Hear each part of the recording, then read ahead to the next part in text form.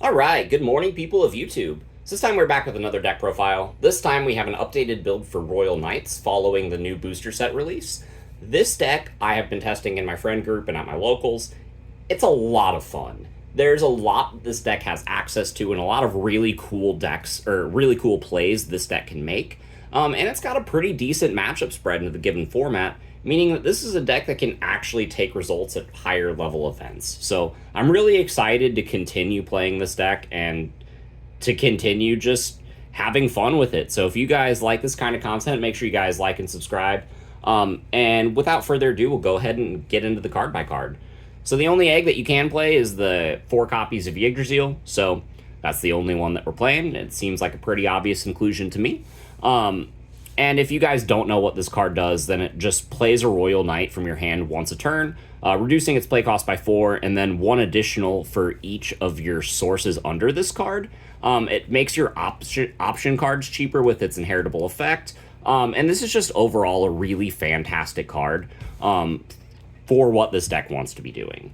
We have 4 copies of The Last Guardian. This is our new big consistency piece. In my opinion, this is much better than Digimon ever was because it allows us to pick up Cool Boy, it allows us to pick up Omekamon, it's got a really good security effect, and not only that, but its delay effect allows us to keep an Omnimon in play if we need to threaten with an Omni X, or even just make our push turn more consistent by giving some of our Royal Knights some level of protection. This is a really fantastic card, and I think this is a new mandatory 4-up for the deck. I am still playing 4 copies of Purge of the Royal Knights. I think this card is overwhelmingly fantastic. Getting you a card in hand and accelerating the number of sources that you have is really nice. But in addition, the delay effect to let you play something from your sources and give it rush means that this card is the versatile piece that you need whenever you're in a bad position. Like, let's say your opponent has a Psychmon or something, and you're unable to play the game through that floodgate. Well, you can purge out a GX, swing with the GX, blow up the Psychmon, and then continue playing the game. Let's say you need to just clear bodies. Well, you can purge out a Jessmon, and then slam something down with your Yggdrasil's effect, use the Jessmon effect to blow something up, and then use your other Royal Knight that you played to blow something up. Like, this is just a really fantastic card. It gets you out of a lot of sticky situations, and for that reason, I am still playing 4 of it. So with these 8 options and the new Cool Boy, these 12 cards kind of make up the backbone of the deck. They are enabling most of your really consistent plays, as well as accelerating your game state. So with this Cool Boy, whenever you play a Royal Knight, you get to draw a card and gain a memory. That's pretty great. In addition, if during your opponent's turn, if one of your dudes would leave play, then you can play an Omekamon from your hand, which triggers the full Omnimon X combo, wiping their board. And then if you have the Last Guardian in play, you can keep that card in play around on your turn so it doesn't get sucked up by Yiggy, and then just really go on the offensive. This card is just really great. You really want to see, like, one of these in your opening hand. And yeah, Cool Boy is just kind of a necessary piece for this deck, and I believe all of these cards are mandatory 4-ups. So going into the Omekamon package, we have the new Omekamon. When this card is played, if you have 1 or less security, you can immediately evolve into an Omnimon X in your hand. On deletion, it goes underneath the Yiggy in the breeding area, accelerating your game state and providing a really good follow-up with its inheritable effect.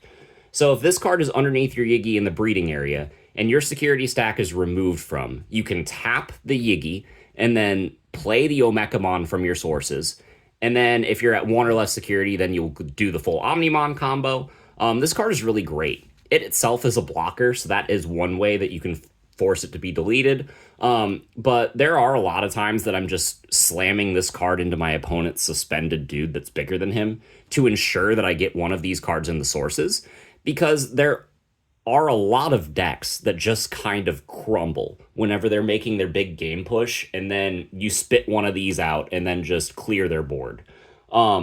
This is kind of the counterplay that this deck has always needed, and I really, really love this card. I think 4 of is absolutely key because you need to be getting one of these under your Yigi.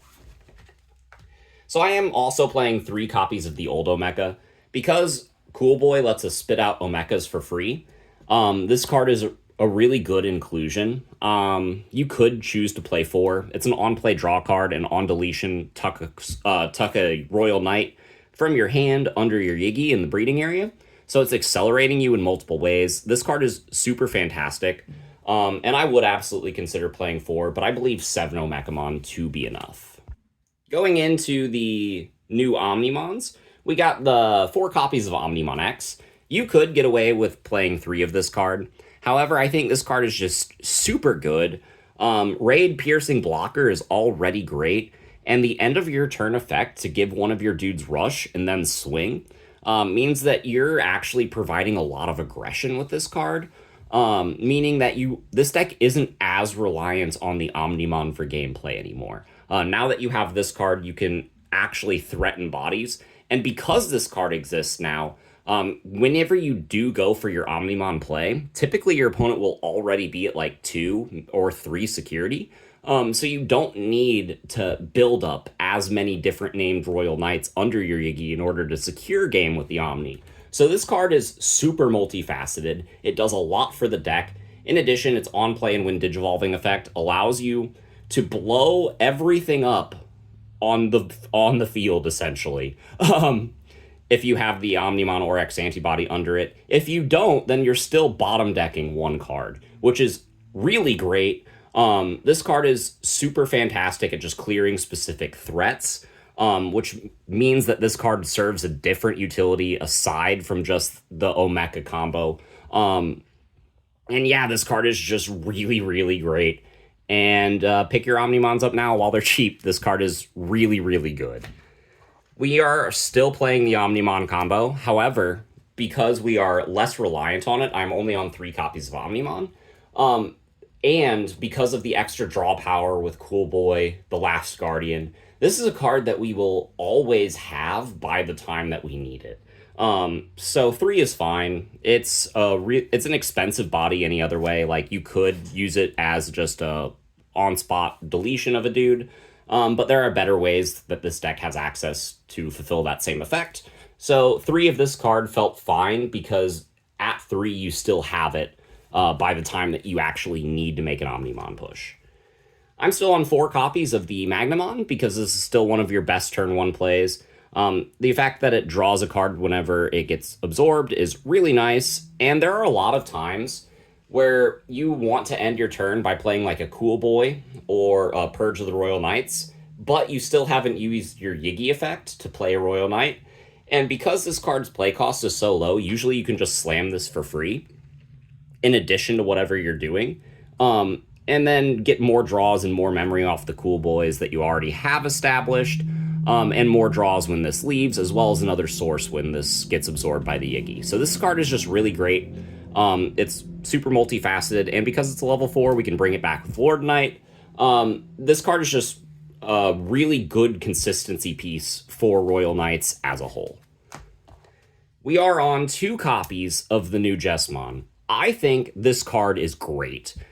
Spawning a token is fine and all. The fact that a token has reboot, blocker, and decoy is just great, but the main instance that this card is here for is the your turn effect. When one of your Digimon is played, you get to blow something up that's 8k or less. And that triggers off of its own effect playing the token, which makes this card spot removal, as well as giving you a body that doesn't get absorbed by the Yigi, which is nice. And if we play this off of Purge and then play another body off of like Yigi's reduction effect, then we're blowing something up, we're getting the new Royal Knights effect. This card is just really great. It's, again, super multifaceted, which makes this card a really good inclusion in a deck like this. I'm on 2 copies of the new Alphamon. This card is pretty important because it recovers. Not only that, but if a security stack is removed from, you can get something minus 8k, and that's an all turns effect, which means this card is a little bit defensive, which is nice. It's got barrier, which can enable this card to live until your turn, meaning that you can kind of guarantee that it'll get absorbed by the Yggdrasil, which is, again, nice. But if your opponent pushes you to a spot where you need to make a second Omekamon play and you don't have a security to be removed, this card guarantees that you will have at least one security, so that way you can activate the Omekamon effect from the breeding area. And for that reason, I would say that 2 is kind of necessary. I would even consider playing 3 copies of this card. I think this card is just really great. But yeah, we got the 2 Alphamon. We are on 2 copies of another really popular Royal Knight, 2 copies of Genku.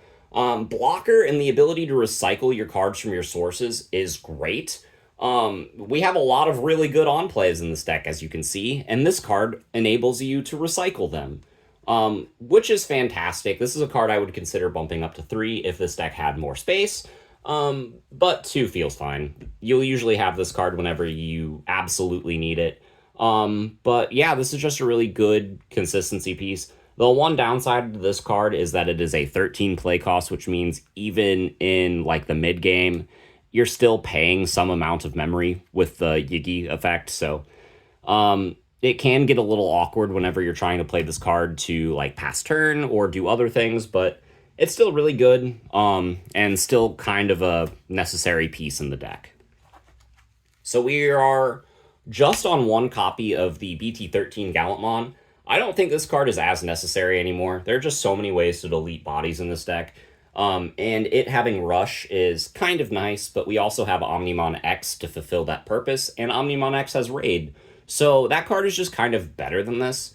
What this card does enable you to do, though, is reduce its own play cost based off of the number of cards in the trash, which can combine with Yigi's effect, meaning that in the early game, you can even get a minimum reduction off of its own effect and then the reduction off of Yigi and play this card for super cheap and then threaten damage and removal because this card has Rush. So that is nice. It is a very good card to include in a deck like this, but I think it is less necessary than it was before. I'm on 1 copy of Lord Nightmon. This card enables us to recycle some of our Omekamons from the trash and even the Magnamons. It's also a redirection. This card is also a black card, or well, it's half black, which means that we can blast into Jessamon GX on top of this, which is great. Having defensive aces in this deck is kind of key. This card fulfills the color requirement. It's 1 more name for the Omnimon combo, and it gets us some pieces back from the trash, so that's super nice. This is mainly in here to recycle the Omekas. And then we have the single copy of Ulforce. This is the card that I am absolutely the least sure of in this list. But it does get around like the Dino Bee and the Pyildra's partitions, which can give you some trouble. A lot of times you can clear anybody in the game once with this deck, right? But partition enables your opponent to just rebuild it. And with the new Excel deck and other decks utilizing that mechanic now, I feel like this card is a good inclusion, but if you don't like this, this is the easiest card in the list to cut. So I am on, for the aces, 3 copies of GX. This card is super key. The one downside to playing 3 of this is if we do go for the Omnimon combo and there are 2 of this under the Yigi, we can only play 1 back because it has the same name, which means that we will trigger the overflow from 1 of these. So you do just kind of have to be careful. This is a premium target to play off of the Purge of the Royal Knights from your sources, because it gets its effect when attacking as well. Not only that, but it's got an unsuspend once per turn, which is great for threatening more damage. It's 16k in security. There are just a lot of upsides to playing a card like this. And if you ever get locked out of reducing your own effects, you can still gain the memory back from the Cool Boy, which means that this card, in a pinch, is one of your cheaper ways to remove bodies, which is nice. I do really like this card. It's red and black, so it blasts on top of most of our Digimon in the deck, and this is just a really good key piece, both offensively and defensively in this deck. I'm on 2 copies of Oryukin. This is another prime candidate to be played off of the Purge because of its all turns effect. Whenever a security is removed, you gain 3 memory. That's really great, But also, if you play this, then you're giving something minus 15k, which is fantastic. You will never DNA into this card, which is kind of sad. It almost doesn't even serve as an ace because we don't play the Omnimon, but this is still a really good card. Having 5 Royal Knights that only cost 9 to hard play normally means that we can clear specific floodgates when we need to, or just clear specific bodies when we need to. So I really like the inclusion of this card in the deck. We are on 2 copies of Crimson Mode Ace. This card, not being Royal Knight, serves a really key function. If we blast this on top of our, like, one of our red dudes, right, and then clear our opponent's board, and then it passes back to our turn, Yigi will not absorb this. And if we're playing against something purple, then this card can just kind of swing and trash their security and win the game. It's really nice. It's really good against decks that are trying to go wide against you. Like I said, this deck has no real trouble clearing one big body one time. But if your opponent does go wide on you, this is a really, really effective counterplay measure. I really like this card, and 2 of feels right for this deck. So we are on some other Tamers. I'm on 1 copy of Marcus. You used to play more copies of this card in the older list just to clear floodgates, but we have more ways to do that now. And this card being a memory setter is pretty nice, but again, it's not super necessary. This is also one of the most cuttable cards in the list. And then I'm on 3 copies of Digimon Emperor, because if your opponent tries to beat you down early, that is a really effective way to kind of counteract what this deck wants to do. Because if they can beat you before you set up the Omekamon in your sources, then you don't have access to that counterplay. But with the Digimon Emperor, you can slow them down and all the while start drawing more cards off of its all turns effect. This is a really great inclusion in the deck, and I really, really like playing with 3. But yeah, guys, that's the list. Let me know what you guys thought in the comments down below, what you're playing in your Royal Knights deck. There's a lot of flexibility with this deck. So many different named Royal Knights. There's just a lot that you can do. I'm sure you'll notice that I wasn't playing the Dynasmon. Some people still are. I wasn't playing the Leopardmon either. Some people still are because they're more reliant on the Omnimon combo. I'm more reliant on the Omnimon X. You can still play Seiken Meppa with Jessamon GX. And that's even more consistent now that we have the Ace. There's just a lot of different avenues that this deck can go down, and I'm really curious to see what the community has in store for a deck like this. So we will see you all in the next video, and enjoy yourselves, everyone.